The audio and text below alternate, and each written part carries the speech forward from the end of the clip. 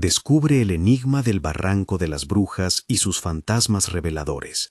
Soy Uriel, y esta noche quiero llevarte a lugares donde la oscuridad parece tener memoria, sitios que guardan ecos y devoluciones, cosas que regresan a la orilla, sonidos que vuelven al oído como si no quisieran irse. Si te quedas conmigo, caminaremos juntos por 3 o 4 relatos que convergen, como corrientes subterráneas, en un solo misterio: el barranco de las brujas. No te prometo respuestas, solo voces, solo experiencias que dejaron huella en quienes las vivieron. Era tarde cuando recibí el primer relato. Ricardo trabajaba cerrando un restaurante en Ensenada. La ciudad olía a sal y a aceite frito. La noche estaba espesa, con una luna apenas húmeda sobre el asfalto. Él me contó, según recuerda, que caminó hacia un puente para calmarse, para detener el vértigo del día. El agua corría más rápido de lo habitual. El puente estaba frío bajo las manos. Las luces amarillas de la calle se reflejaban en la corriente como monedas deformadas. Me detuve a mirar, dijo. Pensé que era una broma del cansancio, hasta que vi que algo caminaba en el agua, contra la corriente. La voz de Ricardo se tensó cuando lo contó. No dijo que flotara, ni que nadara. Caminaba, como si la gravedad tuviera otro acuerdo con ese cuerpo. En el reflejo, la luz se quiebra y aparece algo con el pelo pegado a la cara, como si hubiera salido del mar esa misma hora. Lo que más lo horrorizó no fueron los ojos donde debían estar, sino el rostro que, según lo describió, tenía una boca extra, unos ojos ubicados en la boca, y una lengua que salía demasiado larga, tendida como una cuerda. No quiero que pienses en términos grotescos. Él usó palabras medidas, apenas lo dijo. No era humano, dijo, no era un animal, era otra cosa que apenas entiendo. Ricardo intentó alejarse. Lo que vino después fue una mezcla de pánico y extraña compasión. Su respiración se le cortó, el aire le pareció demasiado espeso, las piernas le temblaron.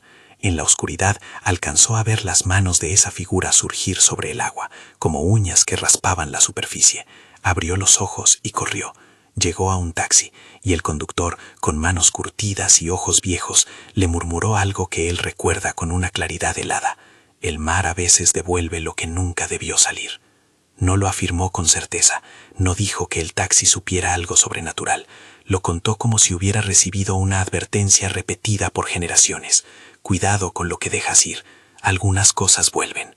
Ricardo cerró su relato hablando de pesadillas, porque me dijo, los reflejos siguen apareciendo en su sueño, el agua que no refleja el cielo, sino tocas abiertas.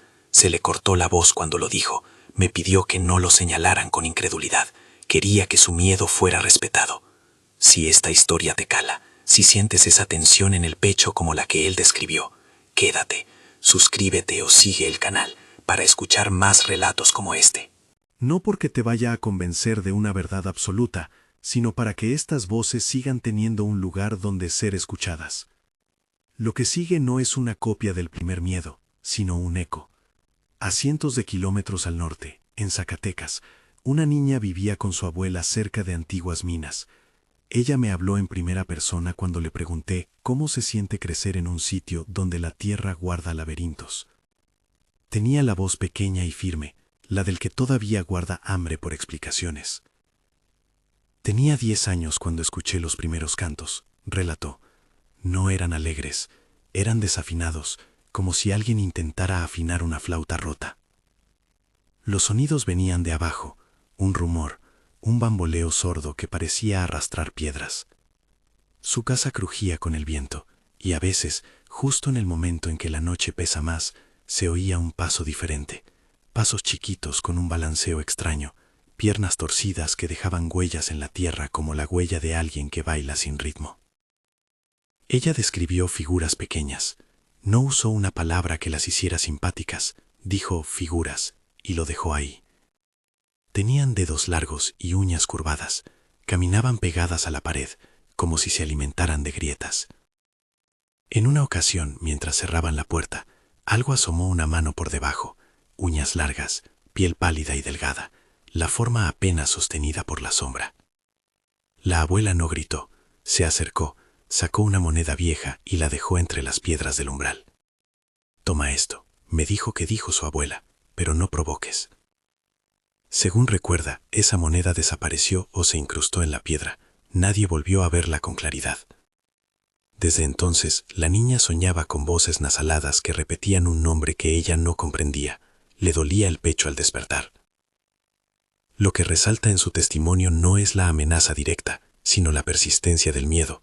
La abuela, con manos curtidas por el trabajo, tejía por las noches y murmuraba oraciones que no parecían destinadas a alejar algo, sino a coexistir con ello. Ese tipo de cuidado. La niña me contó que aprendió a no mirar fijamente los lugares donde las sombras se amontonaban. Aprendió a escuchar el sonido de las piedras cuando alguien, algo, caminaba bajo tierra. Hay un patrón que te invito a notar, la vuelta de algo que había quedado oculto. En Ensenada fue el mar, en Zacatecas la tierra. El barranco de las brujas, tal como lo mencionan quienes lo han oído nombrar, se comporta de modo similar, retiene y a veces devuelve, como si hubiese un archivo de presencias que no siempre respetan a los vivos. Llegamos ahora al relato central, el que deviene en clímax. Eusebio es taxista en Oaxaca. Su voz tenía la cadencia de quien pasa muchas horas en la carretera, de quien ha visto amaneceres que no querría contar. Lo que me contó conecta directamente con la idea del barranco de las brujas como un lugar que repite su propia historia. Eusebio salía en la noche. Lo hace por necesidad, para mantener a su familia. Me contó que una madrugada, conduciendo por una ruta que bordea un barranco, vio un grupo de mujeres reunidas alrededor de una fogata en el borde mismo de la ladera. No parecían ser peregrinas, no parecía haber música de fiesta. Era una luz cerrada que no calienta, que más bien proyecta sombras que se alargan y se vuelven extrañas. Sus sombras no coincidían con sus cuerpos, dijo Eusebio. Se movían como si tuvieran voluntad propia. Me dijo eso con calma, sin dramatismo. Al detenerse cerca para preguntar si necesitaban algo, una de las mujeres se acercó al taxi. Pero según su memoria, esa mujer estaba parada, sin mover los pies. Sus labios se movían, pero su cuerpo permanecía inmóvil sobre la tierra. Eusebio sintió que la radio, que había estado silenciosa, comenzó a emitir un canto en un idioma que no conocía. No era un idioma común, era una secuencia de sílabas repetidas, una frase que volvió como un eco. «No corras, vas a regresar», repitieron voces que parecían surgir tanto de la fogata como del propio motor del coche. El timbre era más viejo que la voz humana, pero coherente. El coche dejó de responder como debería. El volante se volvió pesado. Las luces se amortiguaron en un punto. Y entonces, según recuerda, el mundo se sintió más lento, como si la carretera fuera una cinta que trataba de enrollarlo de nuevo hacia el barranco. Eusebio relató que por un instante creyó que su coche se movía por voluntad propia rumbo a la ladera. No hubo un tirón visible, no hubo un golpe brutal. Fue como si la gravedad y la intención del lugar conspiraran. Él no escapó por héroe, sino por un golpe de la realidad. Un choque pequeño lo sacó del trance. Un camión cruzó y lo hizo reaccionar. Se zafó, aunque el vehículo quedó temblando, con fallas eléctricas que los mecánicos no lograron explicar. Cuando lo llevaron al taller al día siguiente, el mecánico, hombre de pocas sorpresas, dijo algo que congeló a Eusebio. «No eres el primero. Los choferes llegan aquí con historia. Todos hablan del mismo sitio y la vieja capilla quemada». Eusebio me mencionó la capilla, pero no como si contara una leyenda local sin importancia. Lo hizo como quien encuentra un punto de conexión entre relatos inconexos. La capilla, dicen algunos, ardió hace años. Algunas la nombran como un lugar donde se inició algo mucho antes que los coches y las luces del pueblo. Otros, con menos fe en lo sobrenatural, dicen que fue un incendio por negligencia.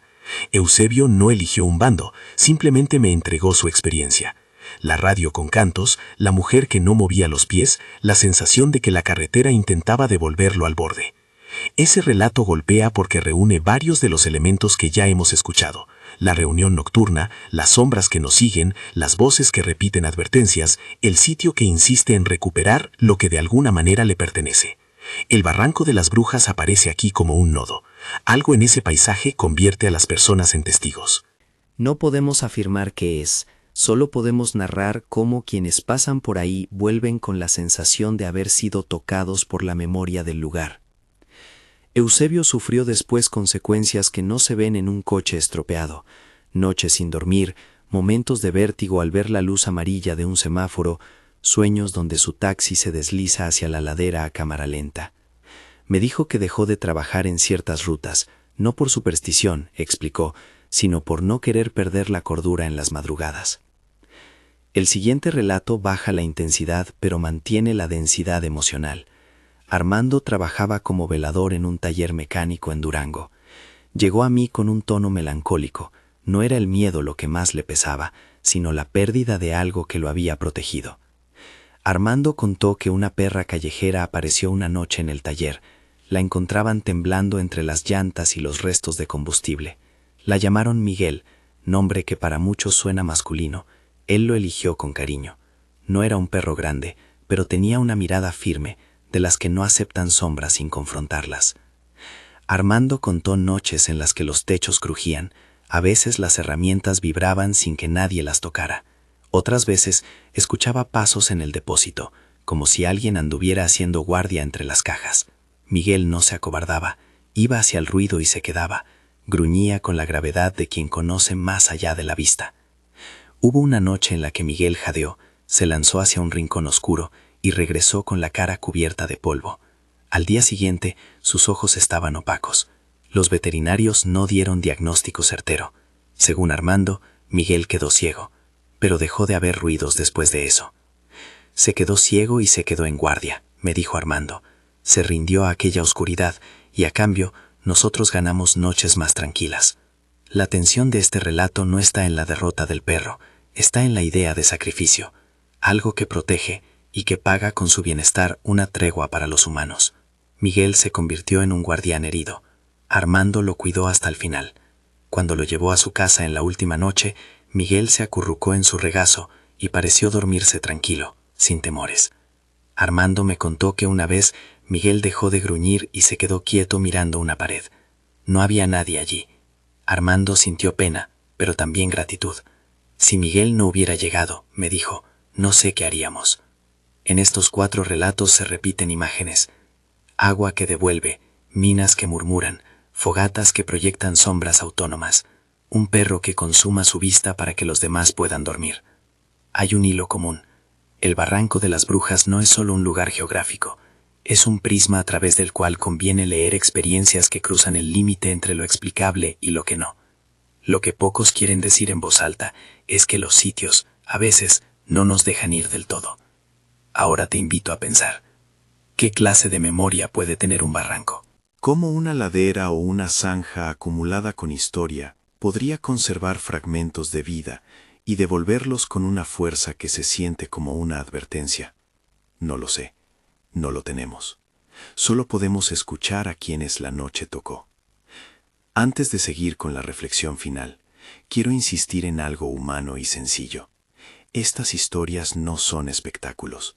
Son relatos de personas comunes, de trabajadores nocturnos, de niños y de guardias. Pueden sonar a leyenda, y algunas partes lo son de algún modo, pero en su núcleo hay vidas modificadas. Si conoces a alguien que valora estos relatos, compártelo. Que estas voces no se pierdan en el ruido. Volvamos al presente del episodio. El barranco, tal como lo nombré al inicio, funciona en estas narraciones como centro simbólico. No todas las historias ocurrieron literalmente en su ladera. Algunas pasaron en orillas de mar, en minas o en talleres. Pero todas comparten un patrón: el retorno. Algo que se creía enterrado o contenido, regresa.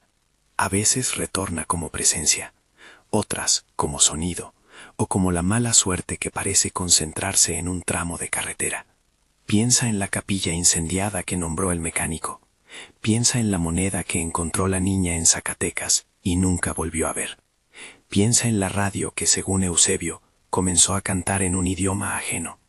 Piensa en la lengua que, según Ricardo, parecía más larga de lo aceptable. Estos no son fragmentos aislados. Son señales que, juntas, sugieren que el paisaje tiene una textura donde lo humano y lo otro no siempre están claramente delimitados. No afirmo que sean fantasmas ni demonios. Digo que los relatos sostienen una misma lógica. El lugar conserva y a veces intenta recomponer lo perdido. El deseo de explicarlo con una etiqueta no nos libera de la inquietud que provoca. Hay también una consecuencia humana persistente, el miedo que no se borra. Los testimonios coinciden en pesadillas que regresan, en rutas que antes se recorrían sin pensar y que ahora se evitan, en una ansiedad que se mete en las costillas y no siempre cede con el paso del tiempo. Ricardo dejó de mirar puentes de la misma forma. La niña de Zacatecas aprendió a no preguntar demasiado. Eusebio cambió recorridos. Armando perdió la vista de un protector que se sacrificó por ellos. Todo eso es real, independientemente de la explicación última. Al cerrar, quiero dejarte con una imagen que, según me contaron, parece simple, pero es profundamente inquietante. El reflejo que no corresponde. No me refiero solo a agua que devuelve una forma extraña, sino a cualquier superficie donde ves algo que no coincide con lo que estás mirando. Una vez, me dijeron, alguien vio su propio vestido moverse a un ritmo distinto, como si su sombra tuviera otro recuerdo. Esa disonancia entre lo visto y el esperado es quizás la verdadera esencia del enigma.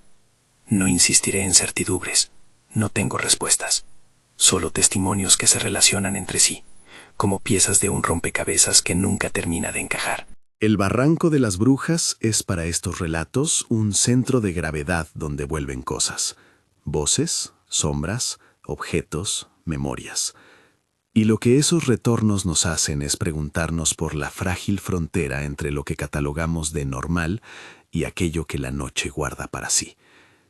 Si te interesa profundizar en historias como estas, si quieres leer relatos más largos y acompañarme en la búsqueda de voces que la noche devuelve, te invito, de manera discreta y personal, a visitar la descripción de este episodio. Allí encontrarás información sobre mi libro, donde recopilo testimonios y reflexiones como las que escuchaste hoy, y también la forma de enviarme tu propio relato si deseas compartirlo. No busco sensacionalismo, busco preservar memoria. Si tienes una experiencia, escríbeme. Si no, puedes simplemente compartir este episodio con alguien que disfrute de las noches largas y de las historias que se resisten a cerrarse. Cierro con la misma pregunta con la que empezamos. ¿Qué estamos realmente escuchando cuando la noche se vuelve densa? ¿Es el retorno de algo que fue expulsado o la proyección de los miedos que cargamos? Puede ser ambas cosas, puede ser ninguna. Lo que queda, al final, es una imagen, un reflejo que no corresponde, una lengua que se asoma demasiado, una sombra que camina en sentido contrario, y la sensación, persistente, de que algunos lugares no permiten que nos vayamos sin antes ofrecernos un último recordatorio. Gracias por acompañarme. Soy Uriel. Hasta la próxima noche, cuando volvamos a escuchar los susurros que el viento no se atreve a pronunciar en voz alta. Descubre el enigma del Barranco de las Brujas. Si tienes algo que contar, aquí hay un oído atento.